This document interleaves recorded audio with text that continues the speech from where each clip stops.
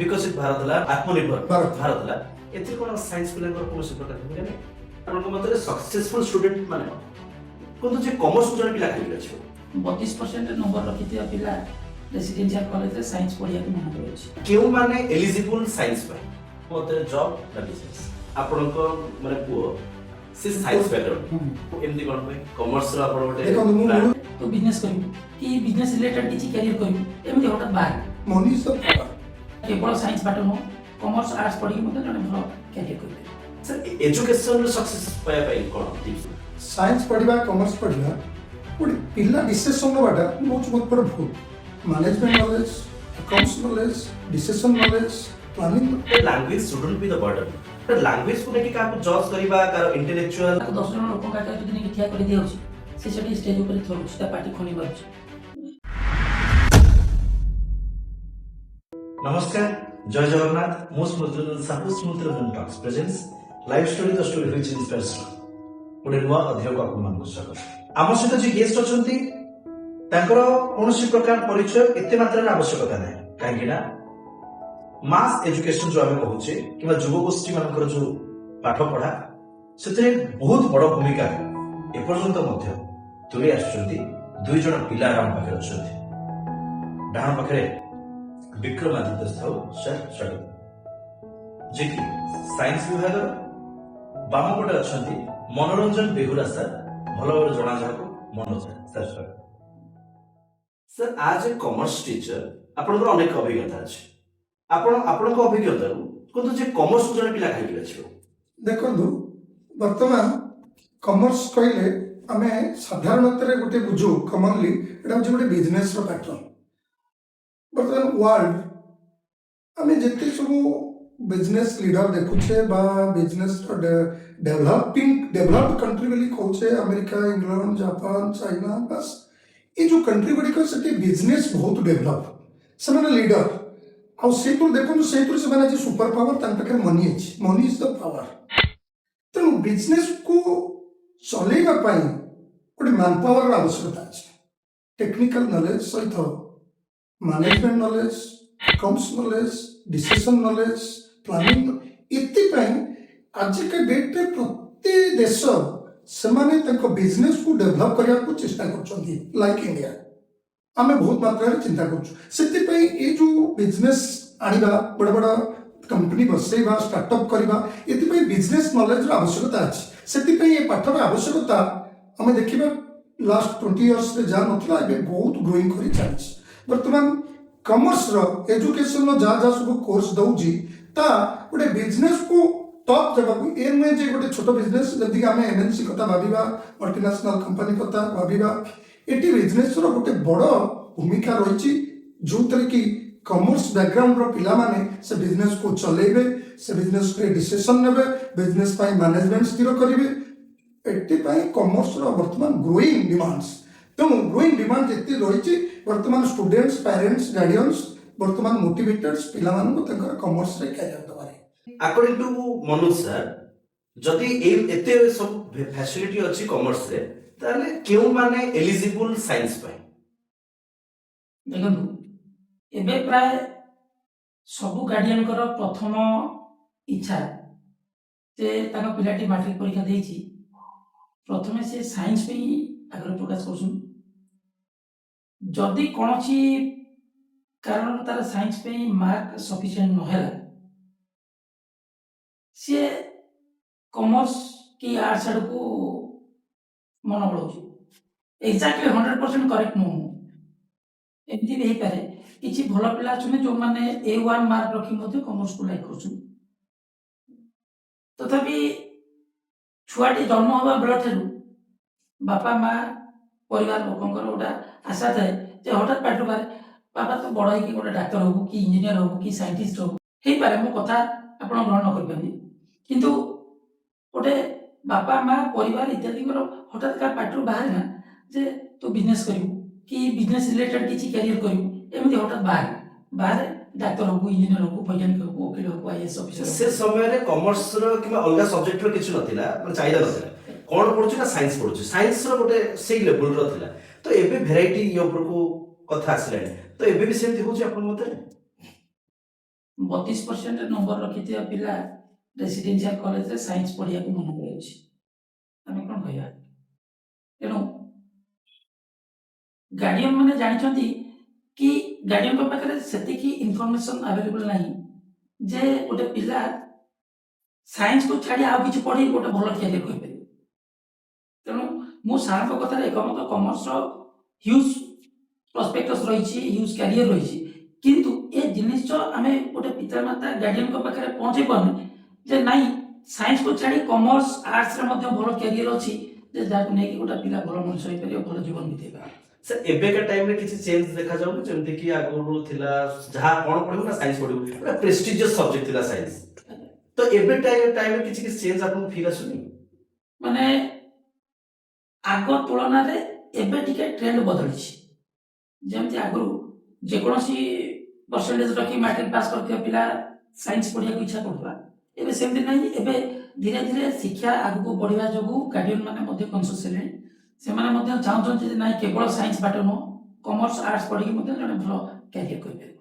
Trend ବଦଳିଛି ନିଶ୍ଚିତ ଭାବରେ। ପିଲା ଯଦି ଗୋଟେ ଆପଣଙ୍କ ପାଖକୁ ଆସିଲା ଆଉ କହିଲା ଯେ ମୁଁ ସାଇନ୍ସ ପଢ଼ିବାର ମନୋବୃତ୍ତି ସେ ନେଇକି ଆସିଛି, ତ ଆପଣଙ୍କୁ ଫାଷ୍ଟ ଓପିନିଅନ ତାକୁ କ'ଣ ରହିବ? ଦେଖନ୍ତୁ, ସାଇନ୍ସ ପଢ଼ିବା କମର୍ସ ପଢ଼ିବା ଗୋଟେ ପିଲା ଡିସିସନ ନେବାଟା ମୁଁ ହେଉଛି ବହୁତ ବଡ଼ ଭୁଲ। ଆଗେ ତା ଗାର୍ଡିଆନ୍ସ ତା ଏନଭାରମେଣ୍ଟକୁ ଷ୍ଟଡି କରିବା ଦରକାର। ସୋସିଆଲ ମିଡ଼ିଆରେ ବହୁତ କିଛି ଆମକୁ ଆସିଲାଣି ଯେଉଁଥିରୁ ଆମେ ଆନାଲାଇଜ କରିପାରିବା। ବଡ଼ କଥା ହେଲା ମାଇଣ୍ଡ ସେଟ୍, ପିଲାର ନଲେଜ, ପିଲାର ଥିଙ୍କିଂ, ମୋଟିଭେସନ୍ସ ଇଏ ରହିବା ଦରକାର। କିନ୍ତୁ ଏବେ ଦେଖିବେ ଗୋଟେ କ'ଣ ହେଉଛି ନା, ପର୍ଟିକୁଲାର ଆମ ରୁରାଲ ଏରିଆରେ ଯଦି ମୋ ସାଙ୍ଗ ସାଇନ୍ସ ପଢ଼ୁଛି, ତାର ଭିଜନ ଅଛି, ସେ ଡକ୍ଟର ହେବ, ତା ସାଇଡ୍ ଘରର ପିଲା ସେ ବି 30% ରଖିଥାଉ, ସିଏ ବି ଚିନ୍ତା କରୁଛି ମୁଁ ସାଇନ୍ସ ପଢ଼ିବି, ଡାକ୍ତର ହେବି। ଏଇ ଜିନିଷଟା 2 ବର୍ଷ 3 ବର୍ଷ ପରେ ସେମାନଙ୍କୁ ଗୋଟିଏ ଏମିତି ସ୍ତରକୁ ନେଇଯାଉଛି ଫ୍ରଷ୍ଟ୍ରେସନକୁ। ଠିକ୍ ଅଛି, ସାଇନ୍ସ ବିନା କୌଣସି ଜିନିଷ ସମ୍ଭବ ନୁହେଁ। ବିଜ୍ଞାନର ଚିରକାଳ ରହିଛି ୟୁନିଭର୍ସାଲ ଟ୍ରୁଥ। କିନ୍ତୁ ଯେ ଏଇଟା ଗୋଟେ ପ୍ରତିଯୋଗିତା ମନୋବୃତ୍ତି ନେଇ ପିଲାମାନେ ଯେଉଁ ଆସୁଛନ୍ତି, କେବଳ ତାଙ୍କ ସାଙ୍ଗମାନଙ୍କ ସହିତ କଥା ହେଇକି ସେ ସାଇନ୍ସ ପଢ଼ୁଛି, ମୁଁ ସାଇନ୍ସ ପଢ଼ୁଛି, ଗାର୍ଡିଆନ କିଛି ଆମେ ଦେଖିଛୁ ଗାର୍ଡିଆନଙ୍କ ଭିତରେ ବି ଏଇଟା ଗୋଟେ ଫିଲିଙ୍ଗସ୍ ଆସେ ଯେ ସାଇନ୍ସ ପଢ଼ିଲେ ଏଇଟା ଗୋଟେ ମ୍ୟାଟର ଅଫ୍ ପ୍ରେଷ୍ଟିଜ। ଆଉ ଯଦି ମୋ ପିଲାଟା ସାଇନ୍ସ ନ ପଢ଼ିବ, ମାର୍କେଟରେ ମୋର ଭ୍ୟାଲୁ କମିବ ଯେ ମୁଁ ସାଇନ୍ସ ପଢ଼େଇଲିନି। ଏଇ ମନୋବୃତ୍ତି ଆପଣମାନେ ଆଗେ ଛାଡ଼ନ୍ତୁ। ମୁଁ ଏ ଆଡ଼ଭାଇସ୍ କହିବି, ଗୋଟେ ବଡ଼ ଆଡ଼ଭାଇସ୍, ଆପଣ ଆନାଲାଇଜ କରନ୍ତୁ ପିଲା କ'ଣ କହୁଛି, ଆପଣ କ'ଣ ଜାଣିଛନ୍ତି, ପିଲାର କେତେ କାପାସିଟି ଅଛି, କାପାବିଲିଟି ଅଛି, ଯାହା କର ତା ଦେହରେ ବେଷ୍ଟ କର। ଆର୍ଟ୍ସ ଆପଣ ଦେଖିଥିବେ ପାଷ୍ଟକୁ ଯିବେ, ଯେତେ ଯେତେ IAS OAS ହେଉଥିଲେ ଡିସିସନ ମେକର, ସେମାନଙ୍କ ବ୍ୟାକଗ୍ରାଉଣ୍ଡ ଆର୍ଟ୍ସ ଥିଲା। ସେମିତି ନାହିଁ ଯେ ଏଇଆ ବର୍ତ୍ତମାନ ଆର୍ଟ୍ସକୁ ଆମେ ଯେହେତୁ ଭାବିବାନି, କହିବାନି ଯେ ଏଇଟା ଗୋଟେ ସେକେଣ୍ଡାରୀ ଜିନିଷ ନା। ପିଲା ବି ପର୍ଟିକୁଲାରଲି 90% ରଖି ଆର୍ଟ୍ସକୁ ଆସୁଛନ୍ତି, 90-80% ରଖି କମର୍ସକୁ ଆସୁଛନ୍ତି। ଦେ ଆର୍ କନସିୟସ୍, ସେମାନଙ୍କର ମାଇଣ୍ଡ ସେଟ୍ ଏଇଟା ହେଉଛି କଥା। ତେଣୁ ଯେ ସବୁ ପିଲା ଏବେକା ଟ୍ରେଣ୍ଡରେ ଯେଉଁ ଚେଞ୍ଜ ଆସିଲାଣି, ସବୁ ପିଲା ଯେ ଭଲ ପିଲା ସାଇନ୍ସକି ଯାଉଛନ୍ତି, କମର୍ସକୁ ଆସୁଛନ୍ତି, ସେଇଟା ଠିକ୍ ନୁହେଁ। ଆପଣ ଯଦି ଦେଖିବେ ଏଇଠିକି ଓଡ଼ିଶା ବାହାରକୁ ଯିବେ, ଗୋଟେ ଶ୍ରୀରାମ କଲେଜ ଅଫ୍ କମର୍ସ ଅଛି, ଆପଣ ଜାଣିବେ ସେଠି 100% ପିଲାଙ୍କୁ ତାର ଏଇଟା କୋଶ୍ଚିନ୍ ବି ହେଇଥିଲା ଯେ କମର୍ସ ପ୍ରତି ଆଡମିସନ କରିବେ, ତାପରେ ପିଲା ପ୍ରିଫର ନିଅନ୍ତି ସାଇନ୍ସ। ଗୋଟେ ଆପଣ ଦେଖିଥିବେ ମାରୁଆଡ଼ି ଅଛନ୍ତି ଗ୍ରୁପ, ସେମାନଙ୍କର ଯେତେ ଏମିତି ପିଲା ଟ୍ୟାଲେଣ୍ଟ ଥାନ୍ତୁ, ଯାହା ବି ଥାନ୍ତୁ, ସେମାନେ କମର୍ସ ପଢ଼ିବେ। କାରଣ ସେମାନେ ଏବେ ଦେଖାଗଲାଣି ଯେ କମର୍ସ ପଢ଼ୁଥିବା ପିଲା ଗୋଟେ ଦେଶର ଭବିଷ୍ୟତ ବଢ଼ୁଛି, ଦେଶକୁ ଆଗେଇ ନେବାରେ ବହୁତ କିଛି ସାହାଯ୍ୟ କରୁଛି। ଜଣେ ଇନଭେନସନ କରିବ, କିନ୍ତୁ 100 ଜଣ ଇନୋଭେସନ କରିବେ। ଇନଭେନସନ ସାଇନ୍ସ ପିଲାଟା କରିବ, ପଢ଼ୁଥିବା ପିଲା ତା ପାଖରେ ଅଛି। କିନ୍ତୁ ଆଜିକା ଡେଟ୍ରେ ଯଦି ଇନୋଭେସନ ନାହିଁ, ଆମେ ସେମିତି ପଢ଼ିଥିବା। ତ ଏଇଟା ହେଉଛି ଡିଫରେନ୍ସ ସାଇନ୍ସ ଆଉ କମର୍ସ ସବଜେକ୍ଟ। ବିକ୍ରମ ସାର୍ ପଚାରିବାକୁ ଚାହିଁବି, କିଛି କ୍ୱାଲିଟି ଏକ୍ସଟ୍ରା ଦରକାର ସାଇନ୍ସ ପଢ଼ିବା ପାଇଁ ଆପଣଙ୍କୁ ଲାଗେ? ଦେଖନ୍ତୁ, ଗୋଟେ ପିଲା ସ୍କୁଲ କ୍ୟାରିୟରରେ ଓଡ଼ିଆ ମିଡ଼ିୟମରେ ପଢ଼ିକି ଆସେ, ତାକୁ ହଠାତ୍ ଫିଜିକ୍ସ, କେମିଷ୍ଟ୍ରି, ମାଥମେଟିକ୍ସ, ବାୟୋଲୋଜି ସବୁ ଯାକ ଇଂଲିଶ ମିଡ଼ିୟମରେ ପଢ଼ିବାକୁ ପଡ଼େ। ତେଣୁ ଗୋଟେ ପିଲା ଯଦି ସାଇନ୍ସ, ମାଥମେଟିକ୍ସ ଆଉ ଇଂଲିଶରେ ଭଲ ଷ୍ଟ୍ରଙ୍ଗ ଥିବ, ତାହେଲେ ତାକୁ ଟିକେ ସହଜ ହେବ ସାଇନ୍ସ ପଢ଼ିବାକୁ। କାରଣ ସାଇନ୍ସରେ ଆମେ ଫିଜିକ୍ସ ପଢ଼ୁଛେ, କେମିଷ୍ଟ୍ରି ପଢ଼ୁଛେ, ମାଥମେଟିକ୍ସ ପଢ଼ୁଛେ, ସବୁଥିରେ ମାଥମେଟିକ୍ସ ନିଶ୍ଚିତ ଭାବରେ ଅଛି। ତେଣୁ ସେ ପିଲାର ସାଇନ୍ସ ମାଥମେଟିକ୍ସ ସ୍କୁଲ ଲେଭେଲରେ ଭଲ ହେଉଥିବ, ତାପରେ ଇଂଲିଶଟା ଭଲ ହେଉଥିବ, ତାହେଲେ ଏଇ क्वालिटी रहिले गोटे पिला साइंस पढ़ी सहज सक्सेसफुल हो पारे तेणु साइंस मैथमेटिक्स भल परफॉर्मेंस नहीं इंग्लिश से भल परफॉर्मेंस नहीं आम से पिला गोटे आम जेजकर इच्छा अच्छी पु इंजीनियर हम कि डाक्तर हम से कथा भाविक आम जो पिला को नहीं साइंस पढ़े से सक्सेसफुल होगा तेनाली बुझा पड़ो पिला पाखे साइंस मैथमेटिक्स और इंग्लिश को कैप्चर कर ब्रेन अच्छी कि ना साइंस पढ़े बेटर रिजल्ट एक्सट्रा कर सर साइंस रे जेमति ए सब जिंस दरकार कॉमर्स रे सेमति किछि लैंग्वेज बर्डन किबा किछि अछि देखो जहाँ सार कहले गोटे कथा कहबी आजिका डेट रे आम जदि मु गार्डियन मान को गोटे एडवाइस देवी जदि पिला मान को आपण ओरिजिनली छोट बड़ स्ट्रांग करछोंदी ताले कम्युनिकेशन दैट इज इंग्लिश रे स्ट्रांग करांतु जेतबे पिला का हायर स्टडी रे जाउची लेक्चरर क्लास करूछोंती जोटी भी एनवायरनमेंट जाउ से यदि कहूची सार कहउछोंदी से ताको रिसीव करि पारुनी रिसीव कले भी ताको एक्सप्रेस करि पारुनी ताले आजिका डेट रे का पाखे समय नै जे आपण रिटिन रे किछि दियंतु आपण लेखा कोन आपण पाखे नॉलेज अछि स्पोकन जिनिस निश्चित दरकार आउ जो से इंग्लिश बुझी पारे जो टर्म जो लैंग्वेज जो टीचर जो भाषा पढ़ुं से निश्चित रिसीव कर इंग्लिश गोटे एमती सब्जेक्ट ताको गोटे राति गोटे वर्ष चेंज कर हम ना से ओरिजिनाली पिला को आप शिक्षा दे देके आसतु बाकी रहा सार जो कहले मैथमेटिक्स गोटे जिनस जदि आप कन्स्टांटली गोटे वर्ष प्रैक्टिस करेंगे भल से पढ़े गोटे भल टीचर भल एनवायरनमेंट आपंकर जहाँ नथिले भी हो एमती किसी ना कि मुझे चैलेंज दे कहि इंग्लिश हवा बड़ा कष्ट जोटा आमको आम पढ़ले तो जाना आम वार्डटा लिखुवा भूल लिखुवा सार कौन कहते मुझे कि बुझीपारे सार कौन कहते सब आम लोकाल लांगुएज आम पढ़ा सेमती माने ना जो से आमको मेन इंग्लिश आप जो जी आप भावतु गोटे टॉप लेवल को जी चाकरी करेंगे से इंटरव्यू आसवे आप लांगुएज कहे होम लांगुएज कहे ना आप इंग्लिश से कहना पड़ो निश्चित भाव सर एटा तो ठीक कथा किंतु आमे आम बेले भी जानिछे language shouldn't be the burden एडो का भी जानिछे तो सेति पई गोटे लैंग्वेज को नेकी काको जज करिबा कार इंटेलेक्चुअल कार केते इंटेलिजेंट आमे सेति करि परिबा जज करि परिबा देखंतु आमे माने समस्ते ओडिया लोक सर ओडिया बोलतु कोन सी भी बोलतु इंग्लिश कथा प्रथम श्रेणी रो दशम श्रेणी शेष करूचे आमे ओडिया इंग्लिश मिसे किंतु प्लस टू लेवल को गले हमको सब पाठ केवल इंग्लिश रे पढ़े पड़े जहाँ भी पढ़ो फिजिक्स पढ़ो केमिस्ट्री पढ़ो अकाउंटिंग पढ़ो कि सार कॉमर्स पाठ रे जहाँ सब पाठ अच्छे से गुड़िकर ओडिया ऑप्शन थिले मध्य पिला माने कहीं ओडिया मीडियम रे परीक्षा दियंती नहीं समस्त इंग्लिश मीडियम रे दियंती जदि से पिलाटा पाठ को बुझी पारुची किंतु परीक्षा क्षेत्र में बुझीथिबा जिनिस को ठीक भाव में लिखि पारु नहीं ग्रामर प्रॉब्लम रही कि कम्युनिकेशन लैंग्वेज कम्युनिकेशन प्रॉब्लम रही ताले से पिला भल कर से गोटे पिला जदि इंग्लिश रे स्ट्रांग थी कॉलेज हो कोचिंग सेंटर हो से सार मैंने जहाँ बुझेबे ओडिया रे बुझे पारती कि हमको लिखा पड़ो और बुझा पड़ो इंग्लिश से English should be very strong हेले गोटे पिला को सुविधा हो कॉमर्स हो कि साइंस हो सुविधा हो नहीं देबे सर सपोज गोटे पिलाटे 10th पर्यंत 10th पास कला किंतु से बहुत नॉलेजेबल बहुत ज्ञानी पिलाटे किंतु जेतबे प्लस 2 को आसिला तार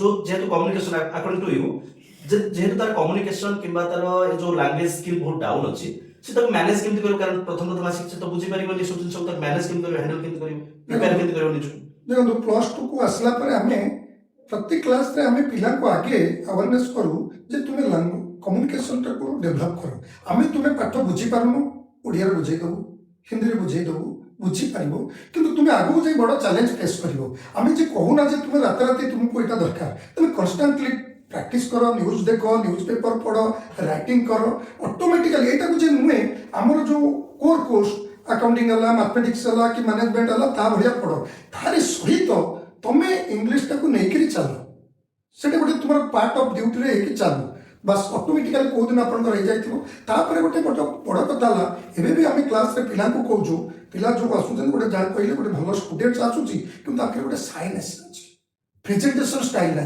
ताको छिडा करके आसी क्लास रे से प्रेजेंटेशन दो आपण देखिबे 10टा क्लास पर से छा को कहतो ता भीतर गोटे कॉन्फिडेंस लेवल आ जाइथिबो जा आज का डेट रे आपणकर हमर गोटे मैनेजमेंट छात्र बाहर गोटे एमबीए छात्र बाहर गोटे अकाउंटेंट्स रो हेड रोच से त क्लाइंट को से तार जो टीम को बोर्ड ऑफ डायरेक्टर्स को ओनर को बुझेइबो ତେଣୁ ତାର ରିପ୍ରେଜେଣ୍ଟେସନ ଥିବା ଦରକାର ତେଣୁ ସେ ସ୍କିଲଟା ଆଗେ ଡେଭଲପ ହେବା ଦରକାର କେମିତି କଣ ମାନେ ତା ପାଇଁ ପ୍ରିପେୟାର ହବ କେତେ ସମୟ ପରିଶ୍ରମ କରିବ କାରଣ ଇଆଡେ ପାଠ ବର୍ଡନ ହଉଥିବ ସିଆଡେ ଲାଙ୍ଗୁଏଜ ବର୍ଡନ ହଉଥିବ ତ ଏଇଟାକୁ ମିସମ୍ୟାନେଜ ହେଇଗଲେ ତ ମାନେ ବର୍ବାଦ ହେଇଯିବ ସବୁ କିଛି।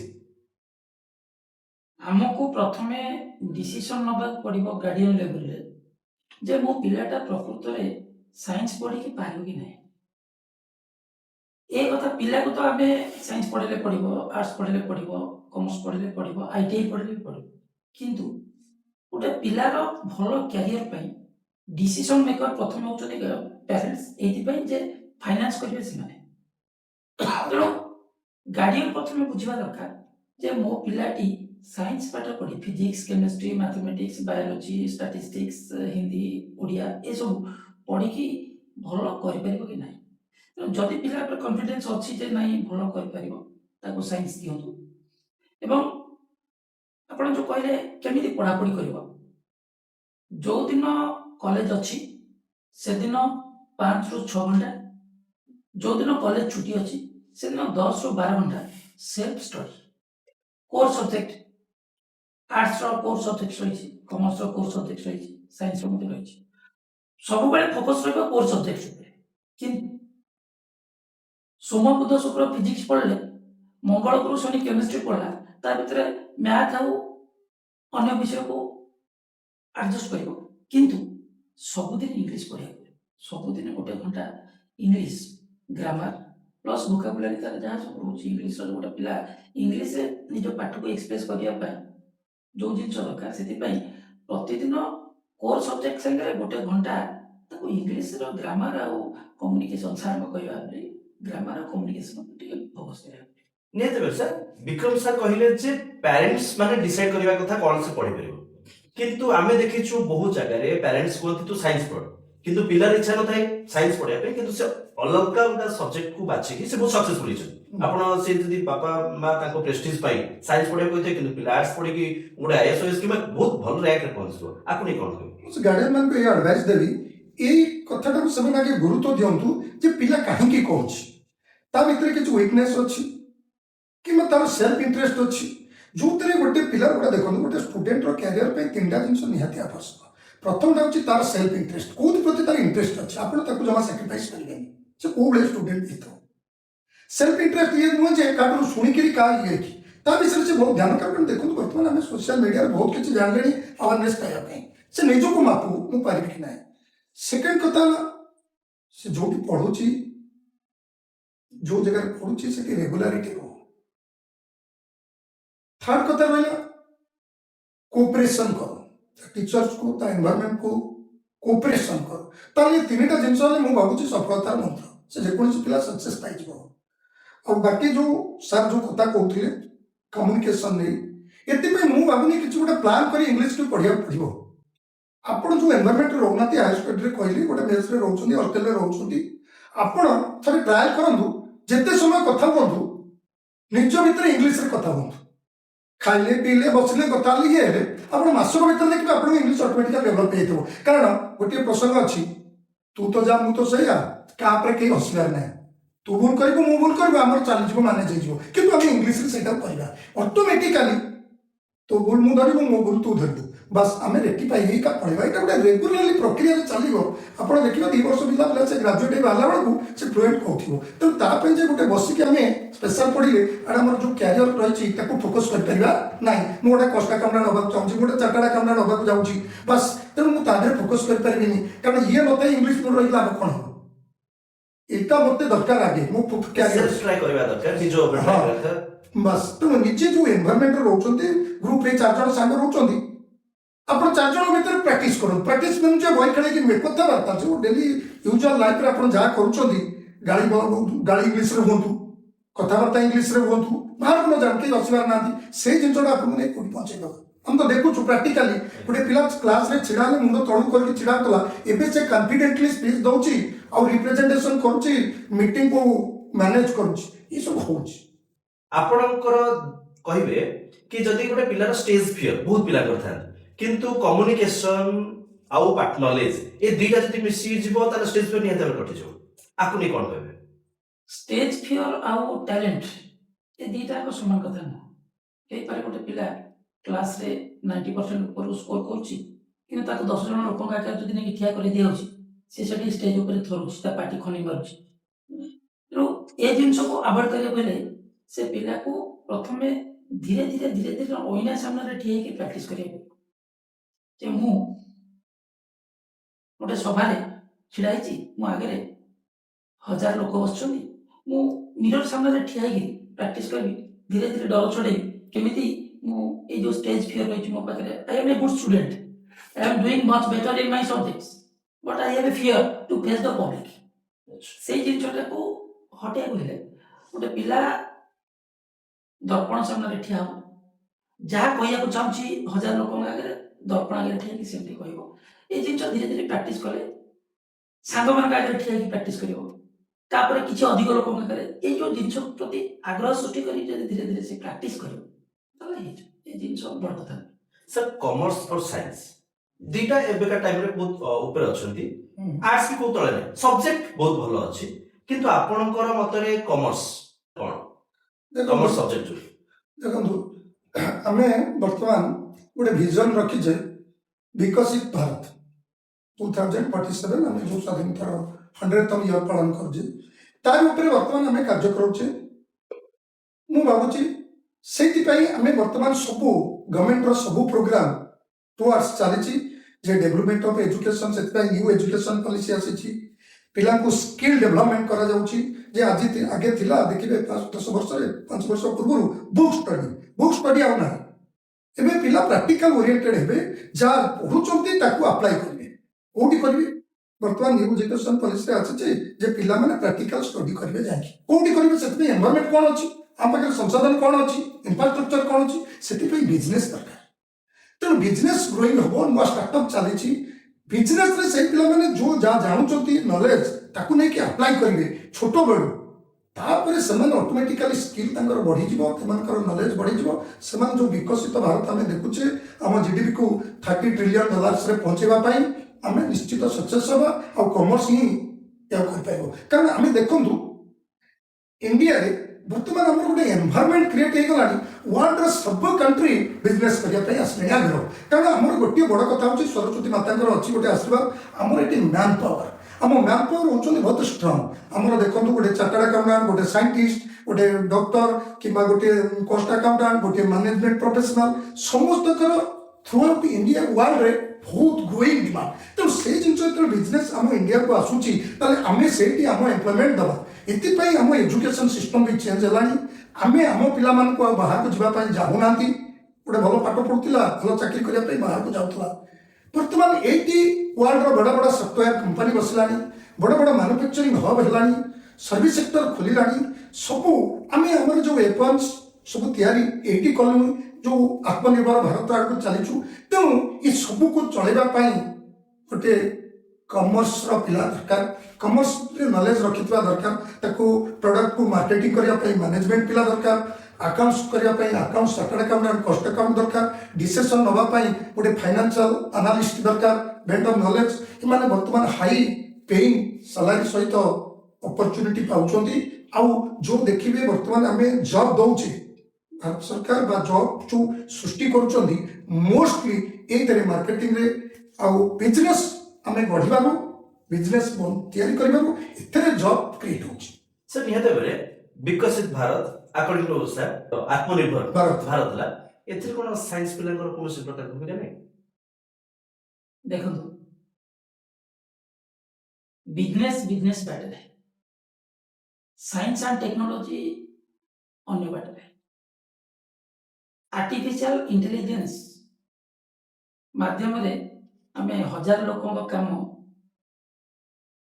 गोटे लोक माध्यम रे एआई यूज करके क्षणिक मध्य कर दे पार। साइंस रो बहुत गुड़िया वाइड स्प्रेड डिरेक्शंस अछि। असुविधा गोटे रही साइंस पिला कॉमर्स को जाई परिबो, किंतु कॉमर्स पिला साइंस के आसी परिबो नाही, एई गोटे असुविधा रही। मु भाबुची यदि वाइस वर्सा होता बेटर होता, जे गोटे साइंस पिला +2 परे आर्ट्स को जाई परिबो, कॉमर्स को जाई परिबो, किंतु कॉमर्स पिला +2 परे साइंस को जाई परिबो। ମାନେ ସେଥିରେ କିଛି ଅଛି ନା ଯାଇପାରିବନି? ହଁ ନାଇଁ ଏବେ ଯୋଉ ନୂଆ ଏଜୁକେସନ ପଲିସି ଆସିଲାନି ଏବେ ଯେ ଆର୍ट्ସ ପିଲା ଏଆ ପଢିବେ ସାଇନ୍ସ ପିଲା ପଢିବେ ଆର୍ଟ୍ସ କମର୍ସ ସାଇନ୍ସ ସେମିତି କିଛି ନାହିଁ ଗୋଟେ ପିଲା କମର୍ସର ସବଜେକ୍ଟ ନେଇକି ତାର ମନେକର ମ୍ୟାଥମେଟିକ୍ସଟା ଭଲ ହଉନି ସେ ଆକାଉଣ୍ଟସରେ ଷ୍ଟ୍ରଙ୍ଗ ଅଛି ସେ ଫିଜିକ୍ସ ନେଇପାରିବ ସେଟା କେମିଷ୍ଟ୍ରି ବି ନେଇପାରିବ କିନ୍ତୁ ଗୋଟେ ସାଇନ୍ସ ପିଲା ଫିଜିକ୍ସ ତାର ଭଲ ହଉଛି ତାହେଲେ ସେ ଚାହୁଁଛି ମୁଁ ଆକାଉଣ୍ଟସ ବିଷୟରେ ନଲେଜ ଜାଣିବି ମୁଁ मल्टी डिसिप्लिनारी कोर्स जोटा कि आम कहुची गोटे पिला हमको गोटे आगु कौन होता गोटे थे कनसेंट्रेट करदा साइंस माने तू एति जानबू कि मोर नॉलेज इच्छा होची मु एटा जानिया पई एबे जानि पई से कोर्सटा कोन को टाइप करा जाय सेटा हमर वर्तमान हायर एजुकेशन में जो न्यू एजुकेशन पॉलिसी आसी छी तादर ये सब सुविधा कराई छी पिलार सेल्फ इंटरेस्ट में कि से सब कुछ कर पाए गोटे कॉमर्स पिला चाहिले भी सेतेर परस्पेक्टिव साइंस पिला प्लस 2 प्लस 3 सर्टिफिकेट नहीं हायर एजुकेशन में कहूची प्लस 2 परे तो गोटे साइंस पिला इजीली कॉमर्स को आस पाइबो ना सर क्वेश्चन सिया थिला कि प्लस 2 रे साइंस परे कॉमर्स नै परबो आर्ट्स नै किछ नै किंतु प्लस 2 रे जदी कॉमर्स के आर्ट्स नै प्लस 3 के नहीं साइंस की जाय परबो ना किंतु एबे जो सिस्टम आसलानी पे तो इंप्लीमेंट हेनी आगु को हेबो माने सब करि परबो जे करि परबो स्कूल लेवल रु एटा लागु हे जिवो गोटे पिला जे को गामे बाउंड करी एते रखि दबा साइंस नबो से मैथमेटिक्स तर वीक अछि ठीक अछि मैथमेटिक्स नबो अच्छा एबी तो अछि कॉमर्स अछि कॉमर्स पढुछि कि तार इच्छा अकाउंट्स रे से जिबा पई फाइनेंस रे कैरियर करिया पई कि लॉ रे कैरियर करिया पई कि टैक्स रे कैरियर करिया पई कि मैथमेटिक्स की डर अछि छाड़ दो से सब्जेक्ट अदर बडे कि से जानिया चाहूछि तार फिजिक्स का भलो हो न बनी करियो कि असुविधा नै सर आपन मते जॉब ना बिजनेस देखो एटा गोटा होछि माइंडसेट वर्तमान हमें यदि देखिबा 2000 पूर्व 2014 पूर्व भारत रे 400-500 स्टार्टअप थिला वर्तमान 2 लाख प्लस स्टार्टअप इनोवेशन को साइंस बिना किछि परिबन साइंस जैसा कहले एआई ओ स्किल हो नॉलेज दउछि किंतु ताको एप्लीकेशन हवा दरकार एप्लीकेशन एई स्टार्टअप माध्यम रे हबो आमे खाली कहबा जने वैज्ञानिक आसला ओटा डेवलप कर थई देला सेटा इंप्लीमेंट हे कि तार कुछ क्रीम बाहर दरकार तो क्रीम टाको आमे कर परिबा तेणु दी प्रकार कथा अछि जदि पिलाटी हमर कॉमर्स कैरियर करूछि कि उदाहरण दो चार्टर्ड अकाउंटेंट क्लियर करा तापर दीटा ऑप्शन अछि से तार बिजनेस करि पारे चार्टर्ड फार्म करि पारे फार्मर ऑडिट करि पारे बहुत कैरियर बहुत प्रेस्टीज किबा गोटे कंपनी रे बड़ कंपनी रे फाइनेंशियल एनालिस्ट हो कि चार्टर्ड अकाउंटेंट हो माने हेड अकाउंटेंट हो ए पोजीशन रे से रहि परिबो कि बा फाइनेंस मैनेजर रहि परिबो ए पोजीशन रे से रहि परिबो तो तार माइंडसेट ऊपर दरकार से रिस्क टेकर अछि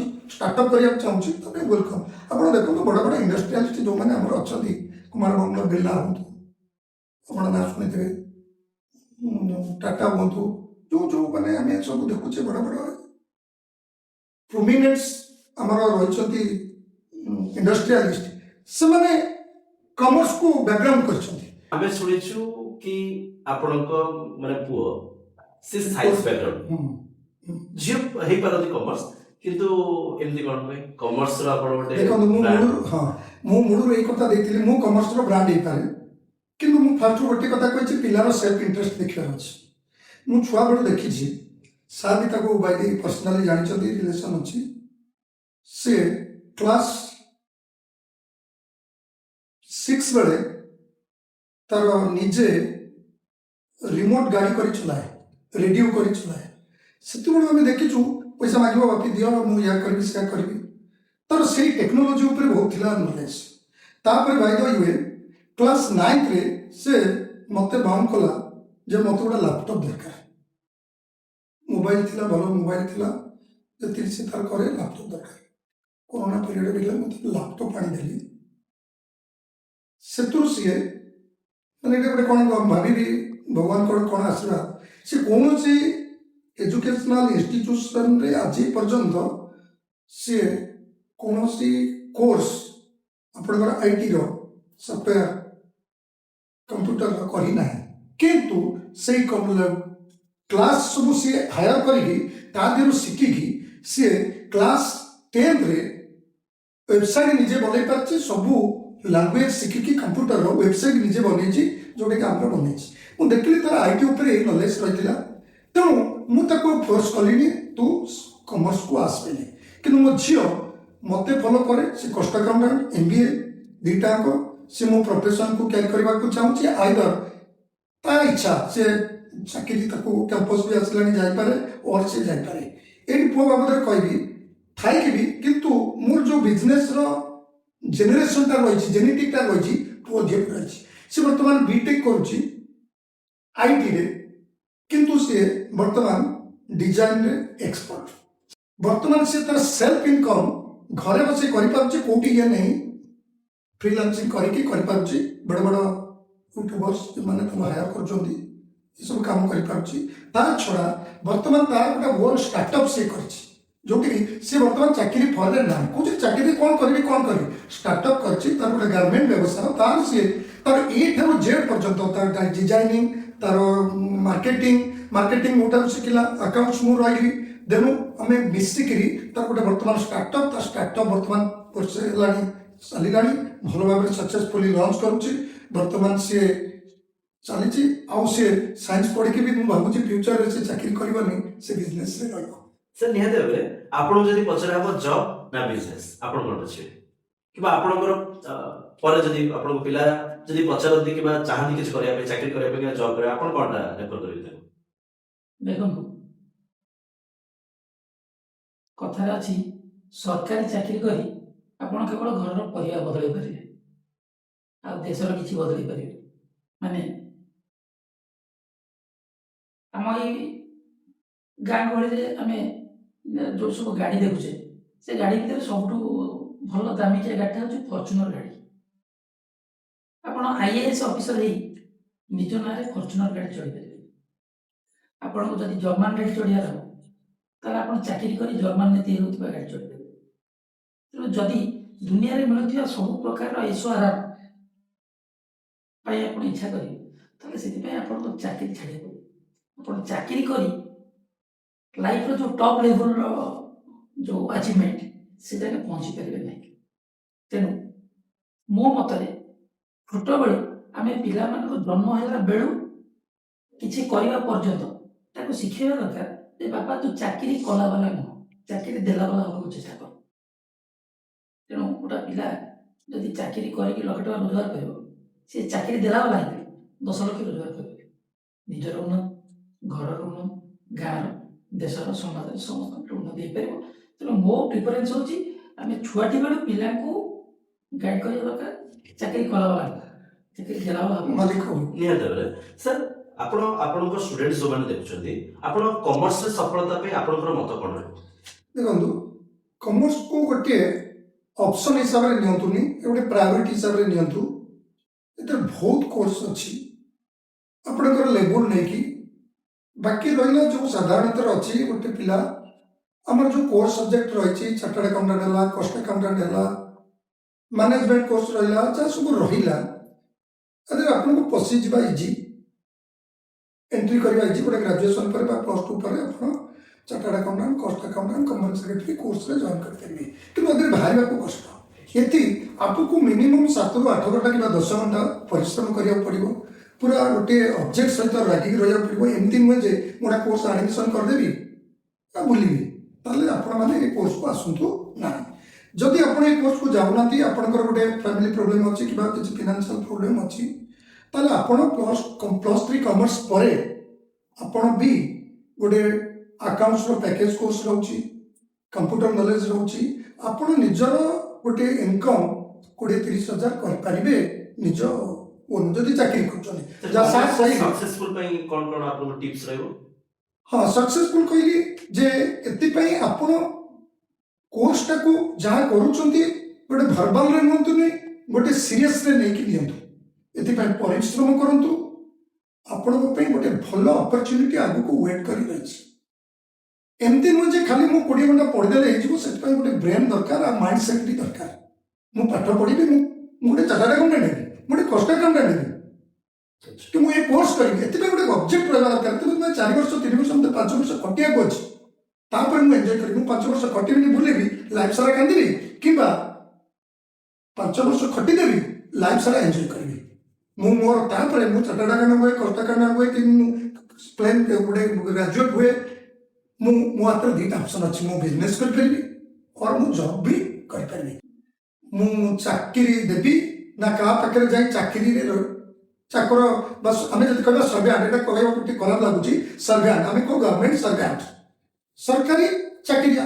ସେମିତି ପ୍ରାଇଭେଟ ସର୍ଭ୍ୟାଣ୍ଟ ଚାକିରିଆ, ଚାକିରି ହେଇକି ରହିବା, ତା ଅଧୀନରେ ରହିବା, ତା ଡାଇରେକ୍ସନ ମାନିବା। କିନ୍ତୁ ପ୍ରାୟତଃ ବିଜନେସମ୍ୟାନ ଯେଉଁମାନେ ରିସ୍କ ଟେକର, ଯେଉଁମାନଙ୍କର ନିଜର ୱିଲ୍ ପାୱାର ଅଛି, ସେମାନେ କାହା ଅଣ୍ଡରରେ ରହି କାମ କରିବାକୁ ଭଲ ପାଆନ୍ତିନି, ପସନ୍ଦ କରନ୍ତିନି, ସେମାନେ ନିଜ ଗୋଡ଼ରେ ଛିଡ଼ା ହେଇଛନ୍ତି। ଆପଣ ଦେଖନ୍ତୁ ଭାରତବର୍ଷର ହଉ ଓଡ଼ିଶାର ହଉ, ଏ ଶରତ ସାହୁଙ୍କୁ ଭେଟି ଜାଣିଥିବେ, ରୁଚି କମ୍ପାନୀର ମାଲିକ, ସେ ଆଗେ ବ୍ୟାଗରେ ଗୁଣ୍ଡ ମସଲା ହାତରେ କରିକି ବିକୁଥିଲେ, ଆଜି 1000 କୋଟି ଟଙ୍କା ମାଲିକ। ସେଲ୍ଫ ଇଣ୍ଟରେଷ୍ଟ ଦରକାର, ରିସ୍କ ନେବାର ଅଛି। ଆପଣ ତ ଜାଣିଛନ୍ତି କମର୍ସର ଗୋଟେ term no risk no gain. ଆପଣ high risk high gain, risk ନେବାର ଗୋଟେ ସମସ୍ତ ପାଖରେ ୱିଲ୍ ନଥାଏ, ଇଚ୍ଛା ନଥାଏ, ଯେ ହାଣ୍ଡ ଟୁ ମାଉଥ ହେଇକି ଗୋଟିଏ କୂଅ ଭିତରେ ରହିଯିବାକୁ ସମସ୍ତେ ରହନ୍ତି, ତାକୁ କୂଅଟା ସମୁଦ୍ର ଭଳିଆ ଲାଗେ। କିନ୍ତୁ ଏଠି ସମୁଦ୍ର ପଡ଼ିଛି, ଆପଣଙ୍କର ଏଠି ଅପରଚ୍ୟୁନିଟି ଅଛି, ସେ ଅପରଚ୍ୟୁନିଟିକୁ ଏକ୍ସପ୍ଲୋର କରନ୍ତୁ। ବର୍ତ୍ତମାନ ଗଭର୍ଣ୍ଣମେଣ୍ଟ ଆସିଷ୍ଟାନ୍ସ ବହୁତ କିଛି ଅଛି, ତାକୁ ଆପଣ ଫାଇଣ୍ଡ ଆଉଟ୍ କରନ୍ତୁ, ଆପଣ ଉଠି ପଡ଼ିବେ। सर साइंस रे सफलता पाइबा पई आपण मन को स्टूडेंट्स मन को आपण कोन टिप्स देबे? साइंस रे पिला मानकू आमे सेल्फ स्टडी ऊपर फोकस करिया। गोटे पिला साइंस पढुची तार अल्टीमेट एम बुझी जे मु एंट्रेंस देकरी गोटे को भलो कोर्स करी एवं भलो कैरियर करी। प्लस 2 साइंस पर जेते सब कोर्स अछि से कोर्स रे जो एंट्रेंस क्वेश्चन पढुची सब जाक एनसीईआरटी बेस क्वेश्चन पढुची। तेणु गोटे पिला एनसीईआरटी बहिर प्रत्येक धाड़ी प्रश्न रे परिणत करिवो। गोटे उदाहरण देबी, the branch of science which deals with the study of living organism is called biology। प्रथम धाड़ी लिखा है एनसीईआरटी बही बायोलॉजी रे प्रथम धाड़ी। ताले एई धाड़ीटा जदि उत्तर होबे प्रश्न दीटा कोन अच्छा जा फल गोटे पिलार क्वेश्चन तैयारी करिवार कैपेबिलिटी बढ़ो, जा फल साधारण पिला से पिलार इनोवेशन टैलेंट निश्चित भाव में बढ़ो। तेणु कौन सी जिनिस को आम पढ़ा पढ़िक लेखा लेखिकी बुझा चेष्टा निज बुझा चेष्टा करे। तेणु गोटे साइंस पिला को मुझे गुण मंत्र देवी, एनसीईआरटी बहिर प्रत्येक धाड़ी जदि उत्तर हुए प्रश्न दीटा कौन मु फिजिक्स हो केमिस्ट्री मैथ बायो सबुर एनसीईआरटी बहिर प्रत्येक धाड़ी को उत्तर मन करी प्रश्न दीटा तैयारी करी दीटा खाता कर रखुन। कौन सी एंट्रेंस अटेंड कला बेले से खाता को भल भाव में प्रिपेयर होकर जातु, जो एंट्रेंस रे बसबे निश्चित भाव में सफल। बहुत बहुत धन्यवाद सर। सर गोटे सेंटेंस रे किबा गोटे शब्द उत्तर दो चेष्टा करिवे। सर एजुकेशन रे सक्सेस पाया पई कोन टिप्स? एजुकेशन टाको गोटे ऑब्जेक्ट ओरिएंटेड नवा दरकार, मु कोन पई शिक्षा देबी, ताले आपण सक्सेस पाइ जिवे। आपण एजुकेशन टा ही आपण को वैल्यू ऐड करबो, आपण को मार्केट रे जा वैल्यू अछि सेटा को ऐड करे। आपण को एजुकेशन टा निहाती प्राइमरी दरकार। आपण जहा भी करंतु, चाष भी करंतु, गोटे जॉब भी करंतु, गोटे बिजनेस करंतु, ताले सेठी आपण को गोटे एक्स्ट्रा माइलेज जाको हमर अकाउंटिंग भाषा रे बा फाइनेंस भाषा रे हम लिवरेज को सेटा गोटे एडिशनल वैल्यू दबो। सर आपण को मतलब सक्सेसफुल स्टूडेंट माने सक्सेसफुल स्टूडेंट आम कह जे भल नंबर रखुच एपर्यंत जिते परीक्षा देला सबुतिर भल नंबर रखुवा पिलाटा को धरत गोटे पिला 90% ऊपर रखुचे आम कह सी गोटे भल स्टूडेंट सक्सेसफुल पछरे लगिगले आम कैरियर आड़ नहीं जाऊे जे मु भल पाठ पढ़ी एंट्रांस देइथिली, एंट्रांस रे मु आईआईटी क्वालिफाई कली कि एम्स क्वालिफाई कली कि नीट क्वालिफाई कली, आज पढ़ी गोटे बड़ डाक्टर हेली कि आईआईटीएन हेली कि इसरो नासा कोठी गोटे जॉब कली ताले सफल है। तबरे बहुत किछ क्वालिफाई करले ताको सक्सेसफुल स्टूडेंट ना ना क्वालिफाई आपण को क्वालिफिकेशन को यूज करी भलो कैरियर जदी गढी पाइले ताले हम ताले सफल होया। आपण को मतरे सक्सेसफुल स्टूडेंट देखंतु सक्सेसफुल होला सही लोक से व्यक्तित्व जा बैकग्राउंड न देखिकी आमे देखिबा से कोन अचीवमेंट करछि। बैकग्राउंड जते खराब ही थाउ कन किछि ता पाखे न थाउ, आपण देखिथिबे गोटे गाँ रे बुलुथिबा पिला आज गोटे बड़ बिजनेसमैन कि गोटे BMW छड़ी चलुछि ताले से सक्सेस किछि तो रोजगार करछि, जोटा कि ଅନଏଥିକାଲ ବା ଅନଫେୟାର ମିନ୍ସରେ ନ ହେଇଥିବ ଯେମିତି ବି ହଉ ତା ଇନୋଭେସନକୁ ସେ ୟୁଜ୍ କରିଛି ତାହେଲେ ଆମେ କହିବା ତାକୁ ସକ୍ସେସଫୁଲ। ଖାଲି ଜଣେ ଆମେ ଦେଖିଥିବା ବହୁତ ଲୋକ ଅଛନ୍ତି ବହୁତ ଏଜୁକେସନ ବହୁତ କ୍ୟାରିୟର ତାଙ୍କ ସହିତ ଡିଗ୍ରୀ ଅଛି କିନ୍ତୁ ସମାଜରେ ତାଙ୍କର ଆଇଡେଣ୍ଟିଟି ନାହିଁ। ପରିଚୟ ସୃଷ୍ଟି କରିପାରିବ ଯେତେବେଳେ ଆପଣଙ୍କ ପାଖରେ କିଛି ସୋସାଇଟି ପାଇଁ ୱାର୍କ କରୁଛନ୍ତି, ସୋସାଇଟି ପାଇଁ କିଛି କଣ୍ଟ୍ରିବ୍ୟୁସନ କରିପାରୁଛନ୍ତି, ଦେଶ ପାଇଁ କରିପାରୁଛନ୍ତି। ଆପଣ ଗୋଟେ ବଡ଼ ବିଜନେସ୍ କରିକି ଗୋଟେ 20 ଜଣଙ୍କୁ ଏମ୍ପ୍ଲୟମେଣ୍ଟ ଦେଇପାରିଲେ ତାପରେ ଆଉ ବଡ଼ କ'ଣ ଅଛି? ସେମାନଙ୍କ ପରିବାର ପୋଷି ପାରିଲେ ବାସ୍ ଏଇଟା ହେଉଛି ସକ୍ସେସଫୁଲ। ନିହାତି ଭାବରେ ବହୁତ ବହୁତ ଧନ୍ୟବାଦ ଦେବି ଆପଣଙ୍କର ମୂଲ୍ୟବାନ ସମୟ ଆମ ନିକଟରେ ଅତିବାହିତ କଲେ, ଆମକୁ ସମୟ ଦେଲେ, ବହୁତ ବହୁତ ସୁନ୍ଦର ସୁନ୍ଦର କଥା ମଧ୍ୟ ଆପଣମାନଙ୍କର ଷ୍ଟୁଡେଣ୍ଟସକୁ ଏବଂ ସୋସାଇଟିକୁ ପ୍ରଦାନ କଲେ। ବହୁତ ବହୁତ ଧନ୍ୟବାଦ। ପୁଣି ଦେଖା ହବ ନୂଆ ଅଧ୍ୟାୟରେ ନୂଆ ଅତିଥିଙ୍କ ସହିତ। ଆଶା କରୁଛି ଆଜିର ଅଧ୍ୟାୟଟି ନିଶ୍ଚିତ ଭାବରେ ଆପଣଙ୍କୁ ଭଲ ଲାଗିଥିବ, ଅନେକ ପ୍ରେରଣା ଦେଇଥିବ, ଅନେକ ନଲେଜ କିଛି ମଧ୍ୟ ଗେନ୍ ଆପଣ କରିଥିବେ ଆଗକୁ ବଢିବା ପାଇଁ ଏବଂ ଆଉ ଟିକେ ସକ୍ସେସଫୁଲ ବନିବା ପାଇଁ। ରହୁଛୁ, ନମସ୍କାର। ନମସ୍କାର।